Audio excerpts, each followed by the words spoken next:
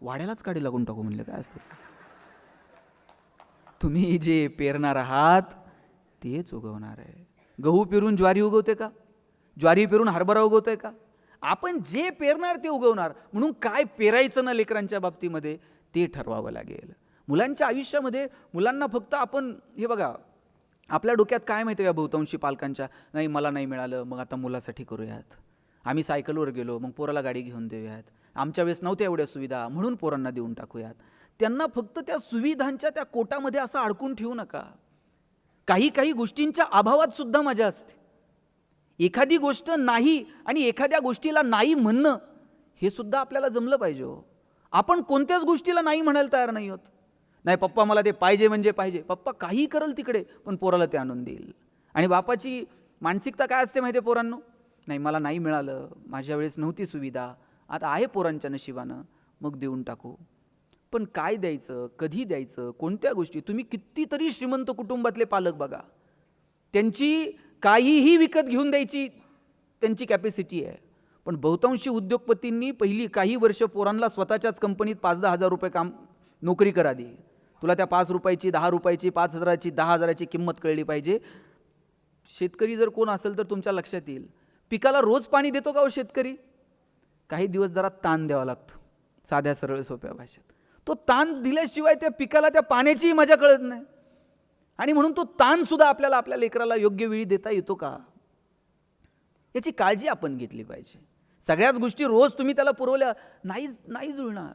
2-2, 2.5 वर्षाच्या पोरांच्या हातात तुम्ही मोबाईल देऊन टाकले हो. आणि बाप असं कौतुकानं सांगताय मला कळत नाही ते त्याला कळतंय म्हणते मोबाईल मधलं. पोरग जर रडायला लागलं ना, आई त्याला जवळ घ्यायची आणि जवळ घेतल्याबरोबर पोरग रडणं थांबवत होत. आता पोरग रडायला लागल्यावर आई काय करते मी सांगू का तुम्ही सांगता? आणि पोरग इतकं पुढचं आहे, मोबाईल हातात आल्याशिवाय ते पण रडायचं थांबत नाही. आईच्या स्पर्शाची जागा जर मोबाईलच्या स्पर्शानं घेतली असेल, हा कुणाचा पराजय आहे? हा विज्ञान तंत्रज्ञानाचा विजय आहे का मातृत्वाचा पराजय आहे हे ठरवण्याची वेळ आली आहे. म्हणून कोणत्या वयात कोणत्या गोष्टी कोणत्या कारणांसाठी मुलांना द्यायच्या हे आपण ठरवायला हवं.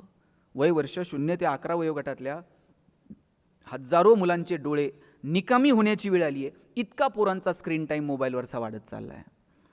मोबाईल खूप चांगलं साधन आहे, तुम्ही ते मुलांना द्यायला हवं. मुलं टेक्नोसेवी असली पाहिजेत, नवीन तंत्रज्ञान कळलं पाहिजे.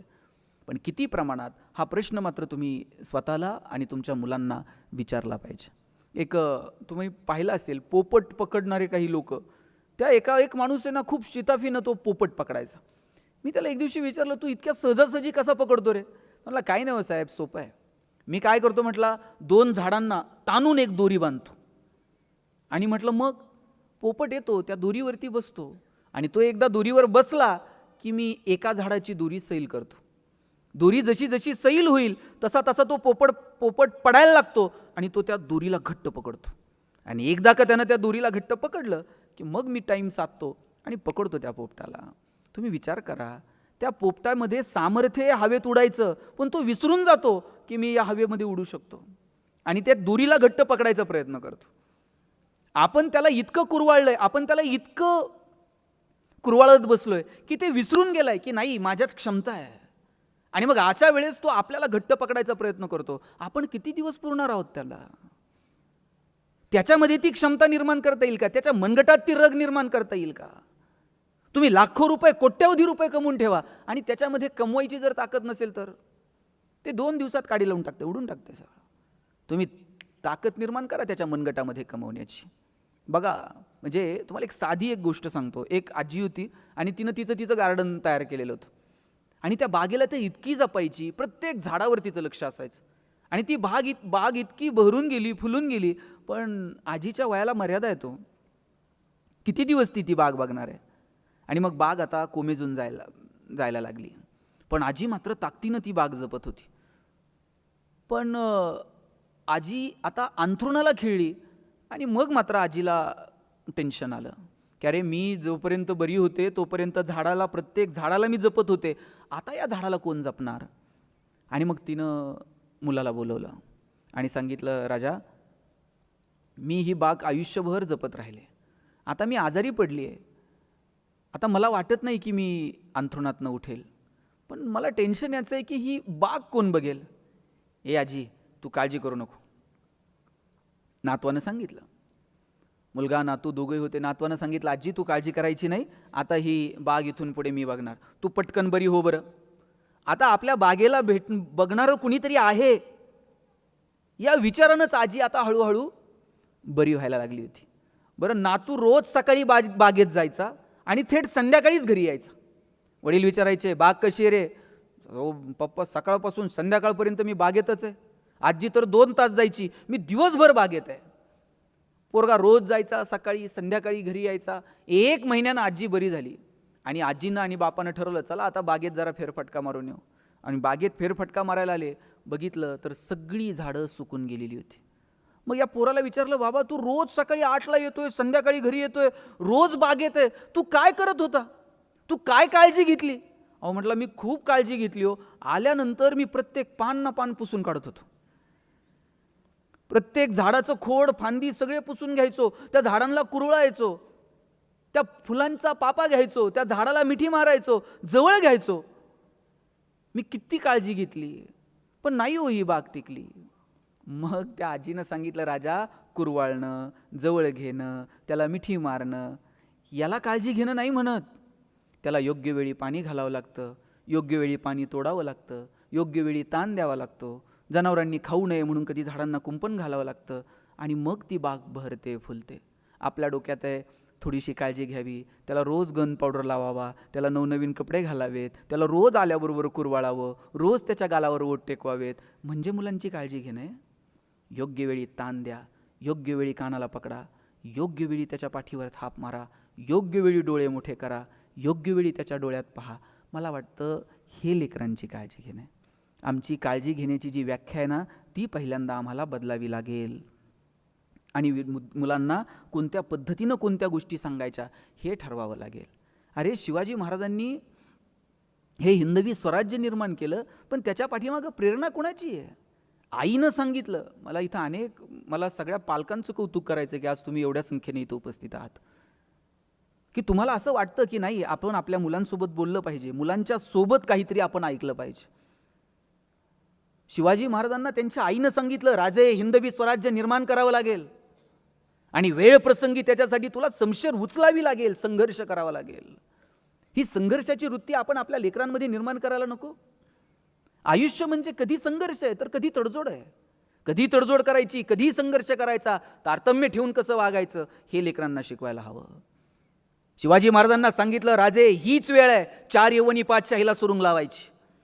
लिंबू टिंबू पोरं गोळा केली, त्यांच्या हातात समशेरी दिल्या, केवढं मोठं स्वप्न दाखवलं. आज आमचं पोरगं काही वेगळं करायला गेलं का आम्हीच त्याला सांगतोय, अंथरून पाहून पाय पसर. चला, ते पोरगं हातपाय खुडून खुडून मरून गेलं, पण आपण त्याला हातपाय पसरू दिले नाहीत. आपण सांगितलं पाहिजे, हातपाय पसर, अंथरुणाचं काय करायचं तुझा बाप बघल. एवढी धमक आम्हाला आमच्या लेकरामध्ये निर्माण करता आली पाहिजे. पण आम्ही त्याला मोठी स्वप्न बघू द्यायला तयार नाही आहोत. ते जर स्वप्न बघत असेल तर त्याची पाठराखण करा, त्याला सांगा, हो मी आहे तुझ्यासोबत, प्रयत्न तर कर, यश येईल किंवा अपयश येईल, पण करून तर बघूयात. ते धाडस, ती ताकद लेकरांमध्ये आम्हाला निर्माण करता येईल का? काय वेळ होती. म्हणजे परिस्थिती इतकी भयानक होती. पुण्यामध्ये जेव्हा जिजाऊ आल्या, त्या मुरार जगदेवानं अशी पहार रोवून ठेवलेली होती आणि सांगितलं होतं, जो कोणी या पहारीला हात लावील त्याच्या कुळाचा नायनाट होईल. जिजाऊंनी आपल्या एवढ्याशा लेकराला सांगितलं, शिवबा उचला ती पहार आणि द्या भिरकावून. ज्या पुण्यामध्ये मुरार जगदेवानं गाढवाचा नांगर फिरवला, त्याच पुण्यामध्ये छत्रपतींनी सोन्याचा नांगर फिरवला आणि पाहता पाहता स्वराज्य उभं केलं. एक प्रसंग सांगतो तुम्हाला. काळजी घेणं म्हणजे फक्त कुरवाळणं नाही, काळजी घेणं म्हणजे फक्त त्याला मांडीवर बसवणं नाही. मगाशी जे म्हटलं ना, योग्य वेळी ताण देता यायला हवा, योग्य वेळी त्याला संघर्षाची वृत्ती त्याच्यात निर्माण करता यायला. जेव्हा अफजल खानाला भेटायला निघाले शिवाजीराजे, अस्वस्थ असणाऱ्या शिवाजीराजांना सांगितलंय, भेडा अफजल खानाला, काय होईल ते होईल, आणि जर काही तुमच्या जीवाचं बरं वाईट झालं तर जिजाऊ संभाजीराजांना गादीवरती बसवेल आणि स्वतः राज्यकारभार पाहिल. काय त्या आईचं धाडस आहे, काय त्या आईचं काळीज आहे. आणि म्हणून हे आयुष्य परत नाही. पोरांना सांगा, कर तुला काय करायचं ते, पण मोठी स्वप्न बघ, चांगलं काहीतरी करायचं ठरव. आहे मी तुझ्यासोबत आई म्हणून, आहे मी तुझ्यासोबत बाप म्हणून. आणि पोरांनाही विनंती आहे, तुमचे आईबाप जेव्हा तुमच्यासाठी काहीतरी करतात त्यावेळेस तुम्ही तुमच्या आईबापाकडं फक्त बघत चला की कुठल्या परिस्थितीतून माझे आईवडील माझ्यासाठी हे सगळं करतायत. तुम्हाला जर त्याची जाणीव राहिली ना तर तुमचे पाय घसरणार नाहीत. तुमच्या आईवडिलांच्या तुमच्याकडनं माफक अपेक्षा आहेत. फार काय अपेक्षा नाही आहे पोरांनी रोज लाख रुपये आणून माझ्या हातात टेकवावेत. इथं तरुण पोरं बसलेली आहेत. तुमचे उंची आता वडिलांच्या खांद्याला आली आहे. वडिलांची चप्पल तुमच्या पायाला यायला लागली आहे. एकदा का बापाची चप्पल पोराच्या पायाला यायला लागली आणि पोरगा बापाच्या खांद्याला आला, वडील रागवत नाहीत, चापट मारत नाहीत. लहान होतो काही चुकलं तर वडील पटकन चापट मारायचे, ए असं नाही रे, असं कर. आता पोरगा खांद्याला आल्यावर वडील मारतात का हो? अशा वेळेला वडिलांच्या डोळ्याची भाषा बाळांनो तुम्हाला समजून घेता आली पाहिजे. बापाची अपेक्षा असते की पोरगा आता खांद्याला आला, थोडंसं ओझं हलकं करल, त्याच्या पायावर उभा राहील, त्याचं कर्तृत्व सिद्ध करल. आणि बापाची अपेक्षा इतकीच असते पोरानं त्याचं नाव कमवावं. वडिलांची अपेक्षा आहे की पोरांनी आमची नावं पुसावीत. मी पुसावीत म्हणतो, घालवावीत नाही. पुसावीत कोणत्या अर्थानं? आत्तापर्यंत तुमची ओळख काय? अमुक अमुक यांची मुलगी, अमुक अमुक यांचा मुलगा. एक दिवस असा आला पाहिजे ना पोरांनो, तुमच्या नावानं तुमचे आईवडील ओळखले गेले पाहिजेत. ते कलेक्टर साहेब आहेत ना, हे त्यांचे वडील आहेत बरं का. त्या तहसीलदार मॅडम आहेत ना, ही त्यांची आई आहे बरं का. ते डॉक्टर साहेब आहेत ना, हे त्यांचे बाबा आहेत बरं का. त्या इंजिनियर मॅडम आहेत ना, ही त्यांची आई आहे बरं का. तुमच्या नावानं जेव्हा तुमचे आईवडील ओळखले जातात, याच्यापेक्षा काय असतं आयुष्यातलं यश? यशाची कोणती व्याख्या आहे? तुम्ही कितीही श्रीमंत झालात, तुमच्या पुढे 2 लोक आहेतच की. आणि आज नसेल तर उद्या कुणीतरी येणारच आहे की. आपल्या प्रगतीची व्याख्या जर काय असेल ना, माझ्या दृष्टीनं तुमच्या आईबापानं तुमच्यासाठी टाळ्या वाजवणं आणि त्यांना तुमचा हेवा वाटणं, याच्यापेक्षा दुसरी प्रगतीची व्याख्या मला वाटत नाही. तुमच्या आईवडिलांनी तुमचं कौतुक केलं पाहिजे. अरे वाह, काय माझ्या पोरीनं करिअर केलं, काय माझ्या लेकरानं नाव कमवलं, आमच्याकडे काही नव्हतं पण पोरानं केलं बरं का. हे जेव्हा तुमच्या आईवडिलांना वाटायला लागेल ना, तेव्हा मला वाटतं ती एक, इतर अनेक व्याख्यांपैकी ती एक तुमची प्रगतीची व्याख्या आहे. आणि म्हणून तुमच्या आईवडिलांना हेवा वाटेल असं काहीतरी करा. ठरवा आम्हाला नेमकं आमच्या आयुष्यामध्ये काय करायचं आहे. बहुतांशी जणांनी ठरवलेलंच नाही की मला नेमकं काय करायचं. आणि मी पुन्हा पुन्हा सांगतो, कुणाचं बघून ठरू नका की ह्यानं हे केलंय म्हणून मला ते करायचंय, त्यानं ते केलंय म्हणून मला हे करायचंय. आपण अंधानुकरण करतो. अंधानुकरण करू नका. चांगल्या गोष्टींचं अनुकरण करा, पण अंधानुकरण करू नका. खरं आहे का, बरं आहे का, चांगलं आहे का, वाईट आहे का, चिकित्सा करा आणि मग ठरवा. सगळ्यांनी उजवा हात वर घ्या बरं. हां, ही 4 बोटं पोरांनो दिसत आहेत का माझी? दिसत आहेत का? हां, सगळ्यांनी ती हनवटीला लावा. ही हनवटी आहे का?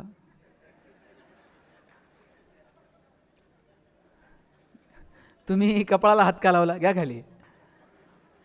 का लावला? मी काय सांगितलं होतं? हनवटीला हात लावायचं. तुम्ही कपाळाला का लावला? शाब्बास, तुम्ही लावला म्हणून वर्षानुवर्षे हेच चाललंय. आणि याच्या आधी मी काय सांगितलं होतं? अंधानुकरण करायचं. वर्षानुवर्ष आपण हे करतोय. त्यानं केलं म्हणून मला हे करायचंय, तो तिकडे गेलाय म्हणून मला तिकडे जायचं. शोधा. मी आत्ता चेंबूरला गेलो होतो. डॉक्टर होमी भाभा इन्स्टिट्यूट आहे. अनेक तिथे विद्यार्थी, सायंटिस्ट, त्यांच्यासोबत गप्पा मारता आल्या. बोटावर मोजणे इतकी पोरंसुद्धा मला महाराष्ट्रातली सापडली नाही की ज्यांना वाटावं की आपण सायन्स स्टुडंट आहोत, आपण सायंटिस्ट व्हावं, आपण तिथे जाऊन काहीतरी करावं. आपल्या डोक्यात डॉक्टर, इंजिनियर सोडलं तर नवीन काही क्षेत्र आपल्याला खुणावतच नाही आहेत. का आपल्याला वाटू नये की आपण संशोधनामध्ये जावं? BSc ॲग्री झालेलं मी राहुरी कृषी विद्यापीठात आज काम करतो मॅनेजिंग काउन्सिल मेंबर म्हणून. पण बहुतांशी पोरांना असं वाटतं की आपण स्पर्धा परीक्षा दिल्या पाहिजेत. दिल्या पाहिजेत का? तर जरूर दिल्या पाहिजेत. गोरगरिबाची, खेड्यापाड्यातली, शेतकऱ्याची पोरं प्रशासनात आली पाहिजेत. पण त्यातल्या काही लोकांना असंही वाटलं पाहिजे की अरे आपण शेतीशी रिलेटेड काहीतरी करतोय, तर आपण कृषी क्षेत्रात काही संशोधनाचं काम केलं पाहिजे. आपण नवीन वाटा शोधायला तयार नाही आहोत, नवीन मार्ग शोधायला तयार नाही आहोत. का आपल्यापैकी काहींना वाटू नये आपण उद्योगात यावं, व्यवसायात यावं, व्यापारात यावं? का आपल्याला असं वाटू नये की आपण पर्यटनासारख्या विषयामध्ये काम करावं? आता मी सरांशी बोलत होतो, 200 कोटीचा टर्नओव्हर आहे वर्षाचा. मी विचारलं काय शिक्षण? म्हणले 4थी नापास. याचा अर्थ तुम्ही नापास व्हा असं म्हणत नाही. मग तुम्हाला तर भारी झालं म्हणे. अरे बापरे, नापास झाल्यावर टर्नओव्हर 200 कोटीचं होतं. सांगायचं तात्पर्य इतकं की ह्या माणसानं काहीतरी स्वप्न बघितलं असेल की नाही मला शिकता आलं, नव्हती माझी परिस्थिती, पण मी काहीतरी वेगळं करून दाखवेल.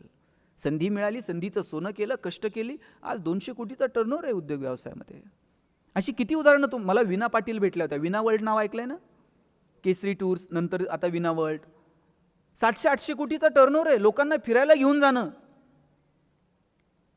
आपल्या पिढीला असं माहीत तर होतं का लोकांना फिरायला घेऊन जाणं हा व्यवसाय असू शकेल? पण लोकांना फिरायला घेऊन जाणं हा व्यवसाय झाला.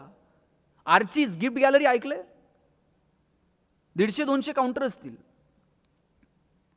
आणि 4 इंचाच्या ग्रीटिंग पासून तर 10-12 फुटाच्या टेडी बिअर पर्यंत सगळं मिळतं. वेगवेगळे डेज मार्केटमध्ये आले, त्या डेजचे ग्रीटिंग कार्ड यायला लागले. गिफ्टचं दुकान. आम्ही कॉलेजला असताना तर आर्चीस इतकं फॉर्ममध्ये होतं. कोणताही डे असला का आर्चीसला जायचं, त्या डेचं ग्रीटिंग घेऊन यायचं. आणि माझ्या वयाची किंवा माझ्यापेक्षा जी वडीलधारी माणसं आहेत, आपल्या काळाला, तुमच्या काळामध्ये नुसतं गिफ्टचं दुकान ही संकल्पना तर होती का? ताई, आपल्याकडे गिफ्ट द्यायची पद्धत काय होती? लग्नात बिग्न इकडे साडी द्यायची, 30 तिला, 30 तिला, फिरून फिरून ती वर्ष, बाई ही मीच दिली ती मागच्या वर्षी कोणाला तर. आपल्याकडे ही गिफ्टची पद्धत. पण कुणातरी एखाद्या माणसाला वाटलं गिफ्टचं दुकान असू शकतं आणि धमाका करून टाकला. जगभरातून आलेल्या कोल्ड्रिंक कंपन्यांनी भारतात काय मार्केट कॅप्चर केलं. आता तर जरा ते कोल्ड्रिंकचं पेव थोडं थोडं कमी होत चाललंय. 80-90च्या दशकात तुम्ही यांचे लग्नाचे अल्बम चेक करा. प्रत्येक अल्बममध्ये एक फोटो सापडणार, 1 बॉटल 2 स्ट्रॉ. कोणत्या फोटोग्राफरनं काढलं होतं कुणास ठाऊक. मग आम्हाला आमची सोलकढी, आम्हाला आमचं लिंबू सरबत नाही जगापर्यंत पोहोचवता आलं. आमचं नाणं असं खणखणीत बाजारात वाजून विकता आलं पाहिजे आणि त्यासाठी अपेक्षित असणारी विक्रीची कौशल्य सुद्धा आम्हाला आमच्या लेकरांना शिकवता आली पाहिजेत. आम्हाला पिकवता येतं, आम्हाला कष्ट करता येतात, पण आम्हाला विकता मात्र येत नाही. जळगावला गेलो होतो. आता जळगावला केळीचं पीक मोठ्या प्रमाणावरती होतं. तिथले शेतकरी, मला कौतुक वाटलं. जिथं केळीची बाग आहे, जिथं केळीची शेती आहे, तिथे हायवेला लोकांनी आता वेपर्सच्या भट्ट्या सुरू केल्यात. लगेच वेपर्स तयार करून त्या आले गेलेल्या लोकांना देतात. छान वाटलं मला की बदलतायत लोक. वेपर्सचं एक पॅकेट किती रुपयाला घेऊन येता? किती रुपये आणताच का नाही? 5 रुपये, 10 रुपये. 5 रुपयाच्या वेपर्सच्या पॅकेटमध्ये किती वेपर्स असतात? 5. बाकी सगळी हवा. पैसे हवेचे, तुम्हाला हवा करता आली पाहिजे. आणि हवा कशानं होते? Reels, status. रील्स आणि स्टेटसनं हवा होत नाही. हवा होते तुमच्या ज्ञानानं, हवा होते तुमच्या कर्तृत्वानं, हवा होते तुमच्या कौशल्यानं. ती कौशल्य तुम्हाला अस्तित्वात अंगीकारता येतील का, याच्यासाठी प्रयत्न करा. आपलं नाणं वाजून बाजारात विकता आलं पाहिजे, याच्यासाठी प्रयत्न करा. आणि त्यासाठी अपेक्षित असणारी कौशल्य आत्मसात करा. मी नेहमी एक उदाहरण सांगतो. मी जेव्हा कॉलेजला होतो, मी आमच्या सरांना विचारलं होतं, सर आम्हाला विचारायचे की कोणाला MBA कशात करायचं आहे वगैरे. मी सांगितलं मला ह्युमन रिसोर्स मॅनेजमेंटमध्ये MBA करायचं. आमच्या वर्गात एक बोबडं बोलणारं पोरगं होतं. त्याला विचारलं तुला MBA कशात करायचं? ते म्हटलं मला मार्केटिंगमध्ये MBA करायचं. सर म्हटले तुला नीट बोलता येत नाही, तू मार्केटिंगमध्ये MBA काय करणार? तुझं बॅकग्राऊंड कॉमर्स आहे, तू फायनान्समध्ये MBA कर. पोरगं वर्गात उठून उभं राहिलं. म्हणला सल कलनाल तर मार्केटिंगमध्ये MBA कलनाल नाही तर शिकणार नाही. म्हटलं सर म्हणले तुला काय करायचं ते कर, आपण परीक्षा घेऊयात आणि शोधूयात कुणामध्ये मार्केटिंगचं टॅलेंट आहे. मी म्हटलं ठीक आहे. परीक्षा काय घेतली? 100 रामायणाच्या प्रती दिल्या आणि सांगितलं बाजारात जाऊन विकून यायच्या. ज्याच्या सगळ्यात जास्त विकल्या जातील आपण समजूया त्याच्यामध्ये मार्केटिंगचं टॅलेंट आहे, यानं मार्केटिंगमध्ये MBA करावं. आम्हाला वाटलं आम्ही बोलणारी पोरं 100 रामायणाच्या प्रती तर अशा बाजारात विकून येऊ. 8 दिवस आम्ही बाजारात फिरलो. 9व्या दिवशी वर्गात आलो. सरांनी विचारलं गणेश 100 पैकी किती प्रती गेल्या? म्हणलं 4. राहुल 8, संतोष 10. मार्क मिळवणारी पोरं पण 20 पेक्षा जास्त प्रती कोणाच्याच गेल्या नाही. बोबडं बोलणारं पोरगं मागच्या बाकावर बसायचं. त्याला विचारलं तुझ्या किती गेल्या रे? म्हटलं सल 100च्या 100 प्रती विकून आलो. म्हटलं सर म्हटले केलं काय? मार्केटिंगची कोणती स्ट्रॅटेजी, कोणतं रेफरन्स बुक? म्हणला काहीच नाही. लोकांच्या दालात द्यायचो, बेल दाबायचो, लोक बाहेर यायची. लोक बाहेर आली की समोर लामायण ठेवायचो आणि सांगायचो हे लामायण विकत घेता का वाचून दाखवू? लोक म्हणायची वाचून नको दाखवू, तुझं रामायण विकत घेतो. बोबडं बोलणं विकनेस आहे का स्ट्रेंथ आहे? दाबून ठेवला असता तर स्ट्रेंथ ठरला असता का? आपल्याला वाजवून विकता आलं पाहिजे. त्यासाठी अपेक्षित असणारी कौशल्य आत्मसात केली पाहिजे. आम्ही कॉलेजला असताना आमच्या सरांनी सांगितलं होतं, अमुक अमुक एरियामध्ये जरा सर्वे करून या की तिथे स्वीट मार्ट चालेल का, स्वीटचं दुकान चालेल का. तिथं ऑलरेडी 10-20 दुकानं होती. सगळ्यांनी येऊन रिपोर्ट केला, 20 दुकानं आहेत, नवीन दुकान टाकण्यात मजा नाही. एकच पोरगं होतं, त्यानं तिथं जाऊन सांगितलं, म्हणलं 20 आहेत, याचा अर्थ 21वावं पण चालू शकतं म्हटलं.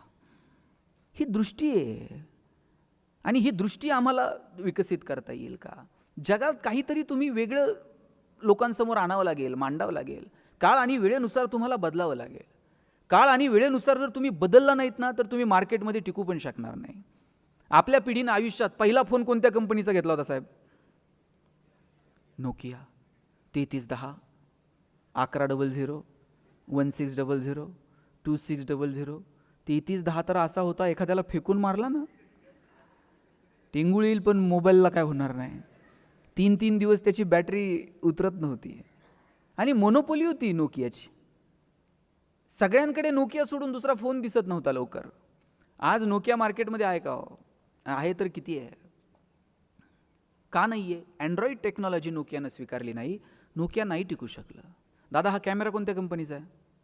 Sony, Panasonic, Nikon. आता कॉडॅक आहे का? आता कॉडॅक दिसत नाही. आणि तुम्ही तुमच्या आईवडिलांना विचारा, त्यांच्या लग्नात कोणता कॅमेरा होता? 100% कॉडॅक. आणि 36च फोटो निघायच्या एका रोलमध्ये. म्हणजे नवरा नवरी हार घालायला आणि फोटोग्राफरचा रोल संपायला. आणि नवरदेव कितीही मागं लागू दे फोटोग्राफरच्या, 6-6 महिने अल्बम मिळत नव्हते. ते म्हणणार ते फोटो धुवायला दिलेत, कोणत्या नदीवर जात होतं काय माहीत. आणि जे पाहिजे तेच फोटो नेमके जळालेले असायचे. आता कॉडॅक का नाही आहे? डिजिटल टेक्नॉलॉजी कॉडॅकनं स्वीकारली नाही, कॉडॅक नाही टिकू शकलं. नवीन तंत्रज्ञान तुम्हाला स्वीकारावं लागेल. काळ आणि वेळेनुसार तुम्हाला बदलावं लागेल. नवीन टी व्ही आला होता घरात, त्याला सेटर बिटर असायचं, पोरांनी पाहू नये म्हणून लॉक करायचं त्याला. लाईट कमी जास्त व्हायला लागली की स्टेबिलायझर असायचं. आणि प्रक्षेपण गेलं का पोरं म्हणायची टी व्हीला मुंग्या लागल्या. आता टी व्हीला कुठं मुंग्या लागतात का? मग यातलं एखादं हुशार असन, त्यानं वर जायचं, अँटिना फिरवायचा, एकानं खालून म्हणायचं दिसलं दिसलं, मग त्यानं खाली यायचं, त्यानं खाली येऊस तर इकडं परत प्रक्षेपण गेलेलं असायचं. आणि पिक्चर कधीतरी बघायला मिळायचं हो. कधीतरी छायागीत, कधीतरी चित्रगीत, कधीतरी मोगली, कधीतरी चंद्रकांता. एक मी मगाशी जे म्हटलं ना, अभावामध्ये सुख होतं. कधीतरी चित्रपट बघायला मिळायचा म्हणून गर्दी व्हायची टी व्ही समोर. रविवारी रामायण महाभारत असायचं, गावात शांतता असायची, चिडीत चूप. इतकी लोक मजा घ्यायची या सगळ्या गोष्टींची, कारण अभाव होता. आता रोज चित्रपट आहेत, कोणतंही चॅनल लावा. रविवारी 4 वाजता मराठी पिक्चर लागायचा. धूमधडाका, थरथराट, लक्ष्मीकांत बेर्डे, अशोक सराफ, महेश कोठारे यायचा, ओ डॅमेट. आणि मध्येच एक जाहिरात लागायची. आता ह्या तरुण मुलींना ती जाहिरात पाठ नसेल, माहीत नसेल, पण सगळ्या पालकांची मात्र ती जाहिरात पाठ असणार. लाईफ बॉय है जहा. ऐकलं की नाही? खात्री आहे मला आमच्या सगळ्या पिढीविषयी.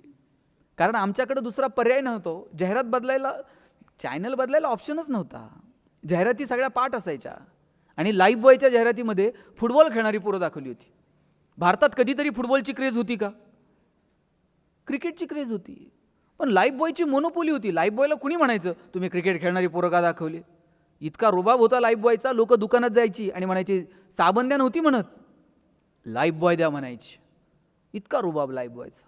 पण त्यानंतर राजा हिंदुस्तानी पिक्चर आलेला. करिश्मा कपूर एकदम फॉर्ममध्ये होती. लक्सनं करिश्मा कपूरला ब्रँड अँबॅसेडर केलं. आता लक्सनं करिश्माला ब्रँड अँबॅसेडर केल्यावर फुटबॉल खेळणाऱ्या पोरांकडे कोण बघतंय का?